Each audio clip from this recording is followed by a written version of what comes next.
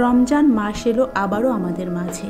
এই পবিত্র মাসে ইবাদতের পাশাপাশি সুস্থ থাকাটাও খুব জরুরি। সুস্থ শরীরেই তো সুস্থ মনে ইবাদত করা যায়। তাই আজ আমরা জেনে নিব কিভাবে রমজান মাসে সুস্থ থাকা যায়, কি কি টিপস মেনে চললে রোজা পালন হবে আরো সহজ এবং স্বাস্থ্যকর। চলুন তাহলে শুরু করা যাক। রোজায় সুস্থ থাকার প্রথম টিপস হলো শরীর চর্চা। কিন্তু মনে রাখবেন, রোজায় ভারী ব্যায়াম নয়। ইফতারের ঠিক আগে বা সেহরির পর হালকা ব্যায়াম বা যোগ ব্যায়াম করতে পারেন। এতে শরীরটা ফ্রেশ থাকবে, ক্লান্তিও লাগবে না। আধা ঘন্টা হাঁটাহাঁটিও কিন্তু দারুণ কাজ করে। সেহরি হলো রোজার সবচেয়ে গুরুত্বপূর্ণ খাবার, তাই সেহরিতে পুষ্টিকর খাবার রাখুন। আমিষের চেয়ে শর্করা জাতীয় খাবার বেশি খান, যেমন ওটস, ব্রাউন রাইস, লাল আটার রুটি। সঙ্গে রাখুন ফল এবং প্রচুর পানি। মনে রাখবেন, অতিরিক্ত খাবেন না, পেট ভরে গেলেই থেমে যান।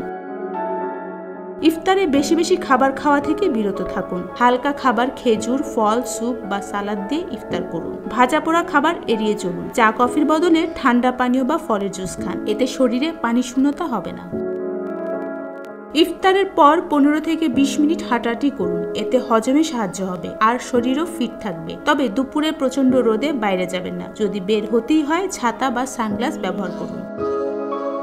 রোজায় পানির কোনো বিকল্প নেই। সারাদিন পানি না খাওয়ার কারণে শরীরে পানির শূন্যতা দেখা দিতে পারে। তাই ঘুমানোর আগে অন্তত 8 গ্লাস পানি পান করুন। এতে শরীর হাইড্রেটেড থাকবে।